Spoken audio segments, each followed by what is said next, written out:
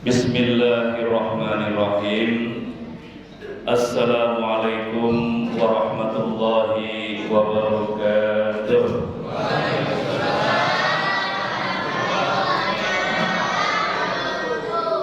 Alhamdulillahilladzi ja'ala syahra Ramadan min afdali syuhur wa ja'alana minas shaimin was-shaimat fa insyaallah minal maqbulin wal maqbulat. Amin ya rabbal alamin. Assalatu wassalamu ala asyrofil anbiya'i wal mursalin li nabiyyina Muhammadin sallallahu alaihi wasallam wa ala alihi wa ashabihi ajma'in, amma ba'du. Bapak Ibu dan saudara sekalian, jamaah sholat Isya, sholat tarawih, dan sholat witir Masjid Al-Ikhlas, Perumahan Alam Indah, Cipondo, Kota Tangerang, Banten, yang dimuliakan Allah Subhanahu wa Ta'ala. Alhamdulillah, malam ini kita malam yang berapa? Iya, tidak terasa kita malam yang ke-5. Berarti kita sudah 4 hari berpuasa. Alhamdulillah. Mudah-mudahan puasa kita diterima Allah Subhanahu wa Ta'ala. Amin ya rabbal alamin. Berarti lebaran tinggal berapa hari lagi? 24 ya, sama besok. Berarti lebaran tinggal 24 hari lagi. Ya, sebentar lagi lebaran. Nggak terasa. Biasanya kita terus aja tuh, kita puasa taraweh ya, terus kita jamaah, tahu-tahu lebaran gitu ya. Tiap tahun begitu. Ini dulu baru tahun kemarin. Ingat banget nih. Ini di sini Pak almarhum ya. Haji siapa? Haji ya, almarhum Allah yarham, Pak Haji Suryono, orang tua kita ya. Sekarang beliau sudah di mana? Di alam barzakh. Siapa yang mau nyusul? Nah, siap? Iya, kita ini camat semua, ini camat ya. Betul nggak? Siapa yang mau duluan? Pak DKM mau duluan? Kalau saya mantar dulu. Amal saya masih dikit. Iman saya masih dikit, amal solehnya masih dikit ya. Yang mau duluan aja dah. Ya, tapi kita tidak bisa menolak yang namanya takdir ya. Takdir mah urusan Allah Subhanahu wa Ta'ala. Yang penting mah kita iman kita tingkatkan, kita kokohkan, kita kuatkan. Amal soleh atau perbuatan baik kita perbanyak. Itu aja udah. Lah hidup di dunia mau ngapain lagi sih? Udah ibadah aja. Apalagi kita nih yang udah umur 40 tahun ke atas. Ya, nih yang di depan rata-rata udah umur rata-rata mayoritas umur 40 tahun ke atas ini ya. Udah yang lempeng-lempeng aja. Yang lempeng, yang lurus-lurus aja begitu kita mau. Udah ya, jadi kita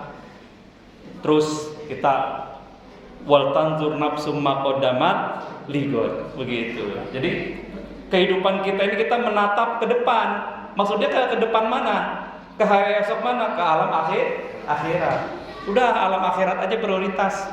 Kalau udah umur 40 tahun ke atas mah ya. Nah yang masih muda juga jangan mentang-mentang masih muda, lelagaan aja. Jangan, tetap dalam ibadah kepada Allah Subhanahu wa Ta'ala. Semoga kita semuanya nanti dapat husnul khotimah. Nah untuk almarhum ya orang tua kita Bapak Haji Suryono bin Fulan, Syaikhul Al-Fatihah. Alhamdulillah. Bismillahirrahmanirrahim. Alhamdulillahirabbil alamin. Arrahmanirrahim. Maliki yaumiddin. Iyyaka na'budu wa iyyaka nasta'in. Ihdinas siratal mustaqim. Siratal ladzina an'amta 'alaihim ghairil maghdubi 'alaihim waladdallin. Amin. Ya, semoga hadiah Al-Fatihah kita sampai kepada almarhum, sehingga almarhum di alam kubur sana, kuburannya dijadikan taman surganya Allah Subhanahu wa Ta'ala. Amin ya rabbal alamin. Karena kita tahu beliau itu umurnya digunakan untuk takmir masjid ya, untuk memakmurkan masjid. Dari masjid masih gerah, apa masjid udah dingin begini adem ya. Itu perjuangan sama-sama kita jamaah ya, dia almarhum. Alhamdulillah, mudah-mudahan DKM yang sekarang Pak Saiful Rahman ya istiqomah ya Pak ya. Ya ikhlasnya ditambah, sabarnya ditambah, istiqomahnya ditambah, tawakal pada Allah juga ditambah. Nah kita ini jamaah semuanya begitu juga. Kita tambah ikhlas kita, sabar kita, istiqomah kita dan tawakal kita. Karena itu pondasi agama. Ya, ikhlas, sabar, istiqomah, tawakal itu adalah pondasi agama. Nah, tiangnya apa tiangnya? Nah, tiangnya itu ini sholat. Tapi tiang dari pondasi itu satu akidah Islamiyah. Yang kedua ibadah. Nah, ini sholat masuk ibadah kan? Nah, yang ketiga syariah, yang keempat akhlak seperti akhlak Nabi Muhammad Sallallahu Alaihi Wasallam. Nah, insyaallah pada kesempatan kultum ini kita akan membahas yaitu mengenai Al-Quran. Nah, kita sudah banyak tahu tentang Al-Quran karena di bulan Ramadan ini dikatakan oleh Allah berfirman khusus dalam surat Al-Baqarah mengenai turunnya Al-Quran. Kapan? Di bulan Ramadan. Mengapa bulan Ramadan bulan yang suci, bulan yang mulia? Karena diturunkannya Al-Quran. A'udzubillahi minasyaitonirrajim. Syahrul Ramadan alladzi unzila fihil Quran. Hudal linnas wa bayyinatin minal huda wal furqan. Al-ayat. Artinya bulan Ramadan adalah bulan diturunkannya Al-Quran. Unzila fihil Quran. Apa fungsi Al-Quran? Yang pertama, hudal linnas, yaitu petunjuk bagi manusia. Umum itu. Yang namanya manusia umum. Hudal linnas, petunjuk bagi manusia. Nah sekarang orang Yahudi boleh gak belajar Quran? Boleh. Orang Nasrani boleh gak belajar Al-Quran? Boleh. Karena manusia. Hudal linnas, bukannya hudalil muslimin, nggak begitu kan? Tapi dasarnya hudalil linnas, petunjuk bagi manusia. Nah, yang kedua fungsinya wabayinatim minal huda, artinya bayinat yaitu penjelas dari petunjuk itu, yaitu Al-Quran. Nah, yang fungsi yang ketiga adalah wal furqan, yaitu pembeda. Pembeda apa? Pembeda antara yang benar dengan yang salah. Pembeda antara yang hak dengan yang batil. Pembeda antara yang gelap dengan yang terang. Pembeda antara positif dengan negatif. Itu Quran. Jadi al-halalu bayyin wal haramu bayyin. Pembeda antara yang halal dengan yang haram. Itu Quran. Jadi ada 3 fungsi. Petunjuk bagi manusia, penjelas dari petunjuk itu, dan pembeda antara yang hak dengan yang batil, antara yang benar dengan yang salah, antara yang tadi yang gelap dengan yang terang, dan lain sebagainya. Nah, manusia menyikapi Al-Quran itu ada tiga level, ada 3 maqam. Ya. Yang pertama, ada yang menyikapi Al-Quran, dia mampu berinteraksi dengan Al-Quran baru level basic, yaitu talul Quran. Nah, ada hadisnya itu ya.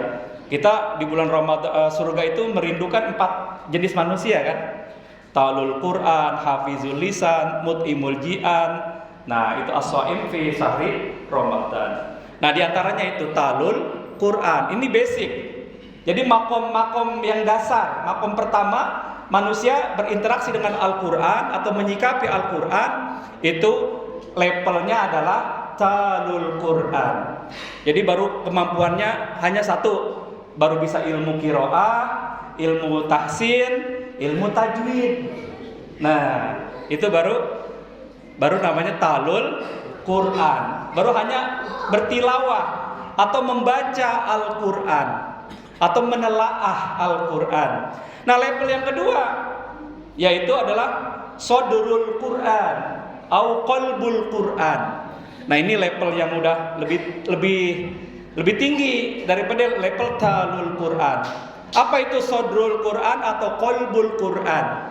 Nah, ini orang-orang yang sudah mampu berinteraksi Al-Quran, bukan hanya lidahnya saja, bukan hanya otaknya saja, tapi orang-orang itu sudah mampu bersikap, berinteraksi dengan Al-Quran itu ke dalam hatinya. Jadi dia sudah bisa meletakkan ayat-ayat Al-Quran, menyimpan ayat-ayat Al-Quran ke dalam hatinya, atau disebut hafizul Quran, hafiz Al-Quran. Nah, untuk menjadi hafiz Quran itu tidak memandang umur. Ada anak umur 7 tahun hafal 30 juz. Ada enggak? Si itu tuh ya yang di medsos itu, siapa itu namanya? Siapa namanya, Dek? Musa ya? Si Musa yang itu yang anak 2 tuh. Anak-anak yatim tuh 2 itu. Ya, Ghazali, Muhammad Ghazali, satu lagi siapa itu namanya? Naufal apa siapa? Nah, itu dia bukan saja hafal 30 juz, tapi dia hafal letak-letak nomor surat, pojokan surat, gitu kan? Sampai urutan ke bawah, urutan ke atas. Ini luar biasa ini. Komputer mana yang mampu seperti itu? Gitu.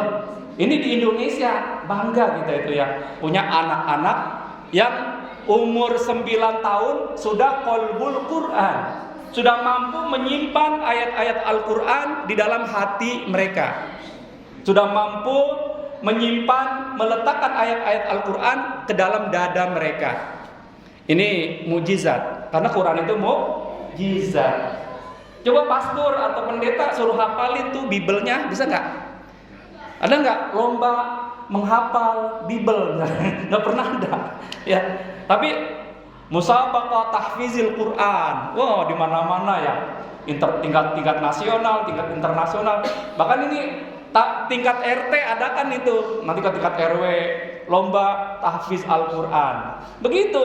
Daripada 17 Agustus lombanya makan kerupuk, lombanya masukin paku di botol, itu hanya permainan saja yang tidak ada kurang manfaatnya.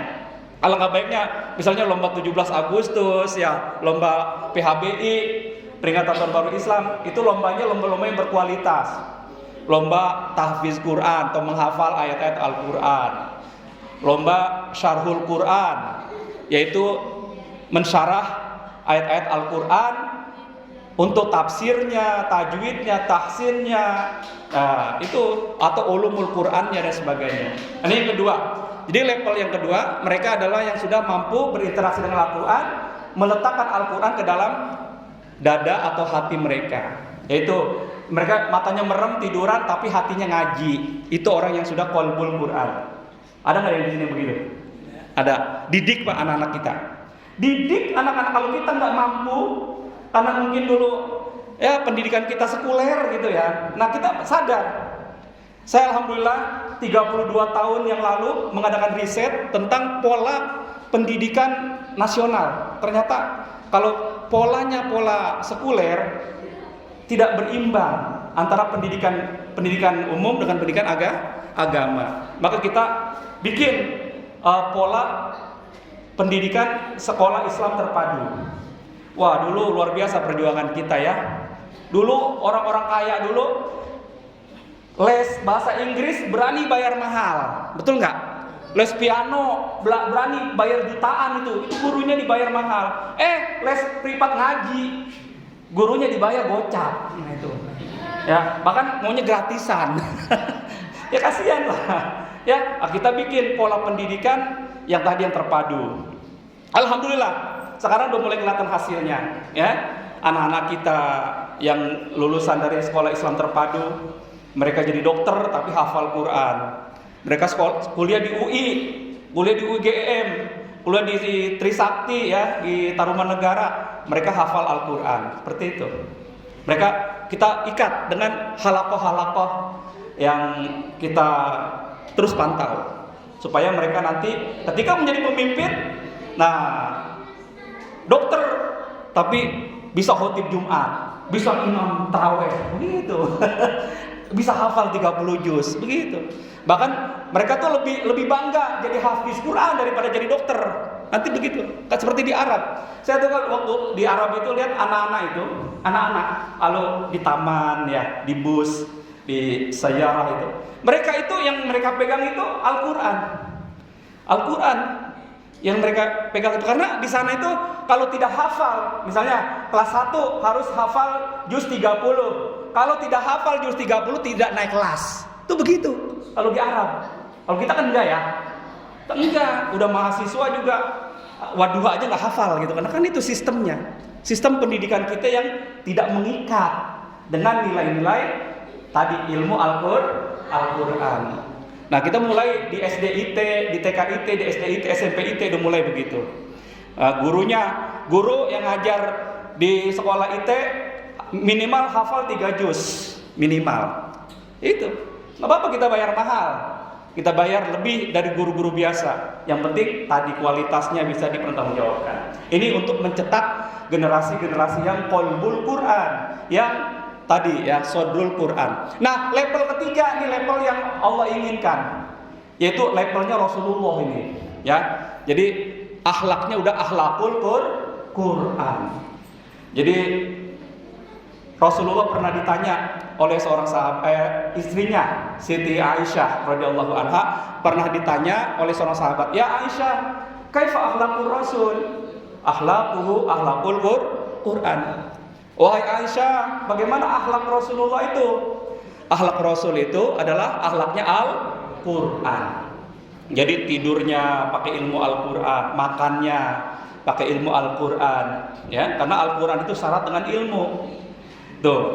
Dan ternyata dari generasi Rasulullah, generasi Khulafaur Rasyidin, generasi tabi'in, tabi'in itu daulah-daulah itu, Abbasiyah, Umayyah, ya, sampai Turki Utsmani itu daulah generasi tabi'in. Sampai tabi'ut tabi'in itu generasinya Imam Maliki, Imam Hanafi, Imam Syafi'i, Imam Hambali. Nah, sampai kita ini wa man tabi'ahum bi ihsanin ila yaumiddin. Kita ini orang-orang yang mengikut ajaran Rasulullah, ya kan, yang mengikut ajaran Rasulullah sampai hari kiamat. Sampai hari apa? Hari kiamat. Ini kita waman tabi'ahum bi ihsanin ila yaumiddin, sampai hari pembalasan. Kita termasuk. Apakah kita peduli dengan Al-Quran? Kalau di zaman tabi'in saja mereka mampu ya dengan peradaban Al-Quran menguasai 2/3 dunia. Spanyol ditaklukkan, ya kan? Jadi daulah Islam. Terus apa lagi tuh? Rum ya, sebagian Rum sampai ke Cina. Nah, makanya di Cina kenapa ada kuburan sahabat Nabi ya? Namanya Sa'ad bin Abi Waqqas. Di sana di Qianzhou, di Xianzhou, di sana ada kuburan sahabat Nabi yang bernama Sa'ad bin Abi Waqqas. Ya, kalau misalnya umroh, travel ke daerah Kanton sana ya, daerah pesisir Kanton itu Cina, dataran Tiongkok. Itu ada sahabat Rasul Sa'ad bin Abi Waqqas, makamnya di Cina. Dan di sana umat Islam ada kurang lebih 2 juta umat Islam di dataran Tiongkok. Ini menandakan betapa Al-Quran yang mereka dakwahkan dan membangun dengan peradaban Al-Quran sukses dunia akhirat. Mari sama-sama ya kita menyikapi Al-Quran tadi. Kalau baru level talul Quran ya, baru hanya menguasai ilmu tahsin, tajwid, ilmu qiraah, kita tingkatkan ke tadi sodrul Quran, ke qalbul Quran. Ya, hafal minimal 7 juz amma itu hafal ya. Hafal enggak juz amma? Amma yatasaalun. Terus sampai surat An-Nas. Itu ya, itu ringan. Karena itu modal buat sholat gitu kan. Nah, kalau lebih dekat nanti ke juz 1, juz 2, juz 3, juz 4 sampai juz 30. Seperti itu, supaya nanti kita tadi makam kita, kalau nanti kita dikuburin di tanah, ini tubuh kita utuh. Orang yang qalbul Quran, yang sodrul Quran, kutu-kutu tanah, cacing tanah, binatang-binatang tanah tidak doyan makan jasad orang yang qalbul Quran, yang sodrul Quran. Apalagi yang tadi nafsul Quran, yang jiwanya itu jiwa Quran, akhlaknya akhlak Al-Quran seperti Rasulullah Muhammad Sallallahu Alaihi Wasallam. Nah ini yang dapat level nafsul Quran ini Rasulullah, ya Imam Syafi'i tuh ya, yang umur 9 tahun sudah hafal Al-Quran. Seperti sekarang tuh, nih di akhir zaman seperti si Musa, itu udah masuk dia, walaupun umurnya masih remaja, tapi dia udah masuk ke nafsul Quran. Jiwanya udah jiwa Quran, darah dagingnya udah darah daging Al-Quran itu, ya. Makanya didik anak-anak kita tumbuh menjadi generasi Al-Quran. Demikian kurang lebih yang mohon maaf, semoga bermanfaat. Hadanallahu usikum wa nafsi bitaqwallah wa lakum minkum. Wassalamualaikum warahmatullahi wabarakatuh.